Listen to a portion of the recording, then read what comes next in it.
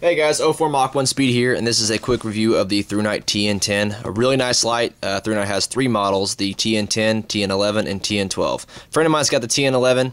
It's definitely more focused in this flashlight. This is more of a floodier flashlight than the TN11, but it still has pretty good throw. But first thing I want to tell you guys is it specifically says on Candle Power forums, or not Candle Power forums, it specifically says on the website or anywhere you look for Thrunite stuff that the output does not increase if you add more power sources to it. Max output is 650 lumens, and they say if you add another extender to it and another extender, all it's going to do is increase the runtime, but it will increase the output on the TN11. That's completely false. The output does increase on this flashlight if you add another extender or two 3.7 volt power sources such as this. I like shorter flashlights, so I didn't buy the extender and I just went ahead and bought two of the 16340s. However, ultrafire batteries are longer than trustfire 16340s, so that's the only thing I don't like about it. I have a trustfire 16340 right here and an ultrafire, and when you line them up, the ultrafire is longer. It's about a millimeter longer, so that's not a good thing. Not that good of a thing when you have it in the flashlight and it's sticking out this far and the spring is compressed that far, but I guess they work.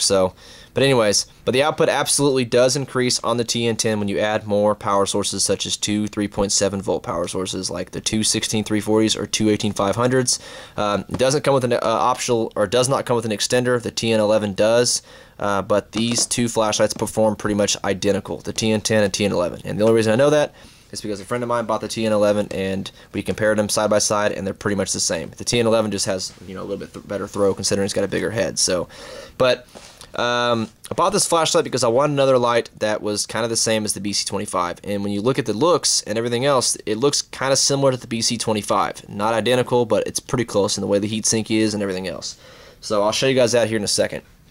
But flashlight's powered by an 18650 or two CR123s or two 16340s or two rechargeable CR123s, whatever batteries you like pretty much, but it doesn't come with the extender. If you want the extender, then it'll add more output. It won't give you better runtime. It will give you better runtime on lower modes, but it'll give you a higher output. So output increases by another 25-30% when you have those batteries in there. When you go to candlepowerforums.com, you can see the review of the TN10 and TN11, and it shows you that the outputs are 720. They rated them, I guess they tested them with a lux meter, and it shows that these two flashlights, TN10 and TN11, are both 720 lumens. So it seems as though the TN11 decreases power a little bit and the TN10 kind of ups power a little bit. I don't know how that works, but I guess that's the way it looks like. But anyways, so the flashlight is 650 lumens on two CR123s, about 700 lumens on two 16340s. I think on Candle Power forums it actually says that this is actually 540 lumens on an 18650, so does decrease a little bit, but pretty much all flashlights are a little bit less than what it says on the package. So it's like 540 with an 18650 and 700 something with two 3.7 volt batteries. But anyways, so here's the flashlight. 706 hour runtime on the firefly mode, 245 meter peak, or 245 meter distance, and 21,000 CD on peak beam intensity. 1.2 meter impact resistant, 2 meter waterproof. Bought this flashlight from Light Junction, and I got here in about 3 days. Pretty impressed. A really nice output flashlight. I was actually expecting this flashlight to be pretty much the same as the BC25, only it actually is brighter than the BC25. And I'll show you guys that in some beam shots later on. This thing actually performs better than the BC25, but this is still a great light. Alright, so here's the Thrunite TN10. Here's the packaging. Pretty thick packaging, by the way. Not used to packaging that big. Take it out of the package. Got the nice little instructions somewhere in here. I don't know where they're at. I think they're in there. Okay, yeah. Here's the instructions. I'd recommend reading this if you don't know a whole lot about flashlights. If you know a lot about lights, you don't really need to read it. Has anybody ever tried calling these numbers? I should do that one day and see what it does. Alright, so Thrunite. Alright, this is my first Thrunite flashlight and I'm pretty impressed with it. Kept telling myself I was going to buy the catapult first and I ended up buying this. But anyways, so a nice little lanyard it comes with. Whoops, nice little lanyard with that little attachment point there. Great lanyard. Alright, and then you got a pocket clip in here somewhere. There's a pocket clip. Big old giant pocket clip. That's called the, it's actually called the scratch clip because these things scratch up your flashlights pretty well.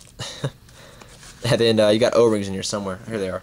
By the way, one thing I'll tell you guys, Actually comes, all the Thrunite TN model flashlights look like they come with 3 O-rings instead of 2, because a buddy of mine's TN11 came with 3 as well. So looks like they took away the spare boot cover and stuck another O-ring in there. No, I'm just kidding. I don't know what they did. But there is no boot cover. Does not come with a boot cover. I was kind of hoping it did. I never actually worn one of those out, so I don't think it's that big of a deal. But it does come with 3 O-rings. So you got the nice little O-rings, and then you get a, then you get the flashlight. Alright, the flashlight. Take this bad boy off here. Alright, there's the back of the tail right there. Nice little first flashlight I ever had with a covered spring so you don't scratch your batteries up. Really nice. Whoops. Put that in there somewhere. Oh, and it does come with a battery tube so your batteries don't rattle around. Really good idea. Whoops. Yeah. So there's the battery tube right there so your batteries don't rattle around if you're using CR123s. Stick an 18650 in there. The interface actually I thought was going to be a little more difficult, but it's pretty easy now that I think about it. You use it, or you do it a few times, it's pretty easy. By the way, these little grip things right here are really sharp. They're not going to cut you, but they're actually pretty sharp. I'm kind of surprised. It's almost that like borderline cutting you kind of thing. Really sharp.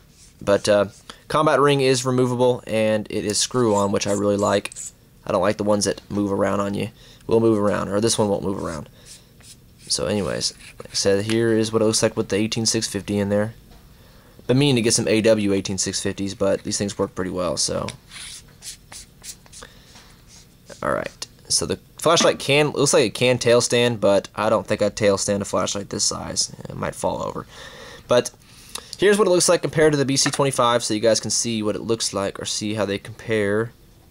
Pretty much the same in looks, sorta. I mean, you know, this has got, this is a little more high-end flashlight, a little bit higher, a little more expensive than the Thrunite than it is for the BC25. You know, this was $70 and this was 100, so 100 or 90. But both smooth. Or the TN10 is a smooth reflector. Don't have a whole lot of flashlights with the smooth reflector. Most of them are orange peel, but nice little XML T6, and in a removable bezel. Whoops. Oh, it's not coming out. There it goes.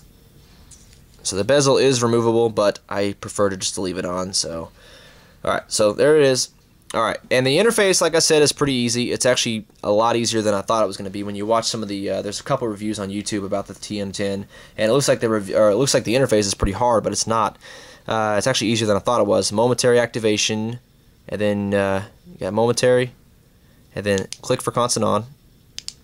And then with the head tightened, what I like about this flashlight is when you have the head tightened, it's going to go into that max output no matter what, 650 lumens. So you got the head tightened, and it always goes into that 650 lumen.